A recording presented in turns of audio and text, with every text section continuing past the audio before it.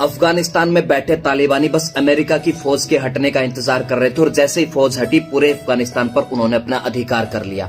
भारत के अंदर भी कुछ तालिबानी बस इसी बात का इंतजार कर रहे हैं कि जैसे ही मोदी और योगी हटे हम इनको मजा चखाएं। मैं एक बात कह देना चाहता हूं, यदि आज हमने इन दोनों को खो दिया ना तो आने वाले 50 सालों के बाद छाती पीट कर रोने के अलावा कोई दूसरा विकल्प नहीं होगा। हमारी पीढ़ियां, हमारी नस्लें हमको कोसेंगी कि हमने सिर्फ निजी हितों की पूर्ति के लिए इन दोनों का साथ नहीं दिया। मैं इन दोनों के साथ इसलिए खड़ा हूं क्योंकि निष्काम भाव से, निस्वार्थ भाव से इस देश के लिए काम कर रहे हैं, धर्म के साथ खड़े हैं, भारत को उसका खोया हुआ गौरव, खोया हुआ वैभव लौटाने के लिए काम कर रहे हैं। ये कोई वंशवाद को लेकर काम नहीं कर रहे, ना ही कोई अपने बच्चों के नाम एफडीआई कराई है, ना ही कोई रेस्टोरेंट खोले हैं, ना कोई इत्तर की फैक्ट्रियां लगाई हैं कि जैसे ही सत्ता से हटेंगे अपने ऐसो आराम करेंगे, मजे से रहेंगे।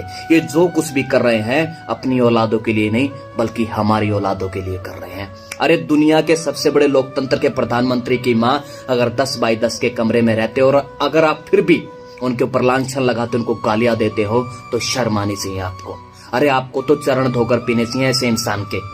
और आज की वर्तमान स्थिति तो मेरे भाई ये कहती है कि हमें एकजुट होकर आंख बंद करके इन दोनों का साथ देना चाहिए और एक प्रतिज्ञा लेनी चाहिए कि जो मेरे धर्म के साथ खड़ा है, मेरे देश के साथ खड़ा है, मेरे रामकृष्ण के साथ खड़ा है, मेरी गाय माता के साथ खड़ा है, उसका हमें साथ देना ही देना है।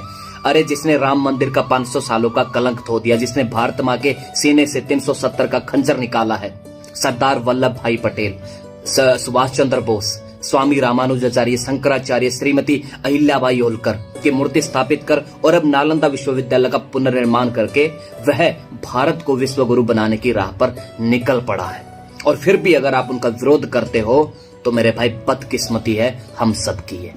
अरे परमात्मा ऐसी विभूतियों को बड़ी कृपा करके भेजता है, धनुष बाण सुदर्शन चक्र तो उसे इमरजेंसी में उठाना पड़ता है। इसलिए मेरी आपसे प्रार्थना है कि इन दोनों का साथ दीजिए। ये भारत को बचाने आए हैं, भारत को विश्व गुरु बनाने आए हैं। बस आपसे मेरी हाथ जुड़कर एक ही प्रार्थना है कि अपना हित पहचानिए, अपना हित पहचानने की आदत डालिए, क्योंकि देश आज सुरक्षित हाथों में है और देश इन्हीं हाथों में रहना चाहिए।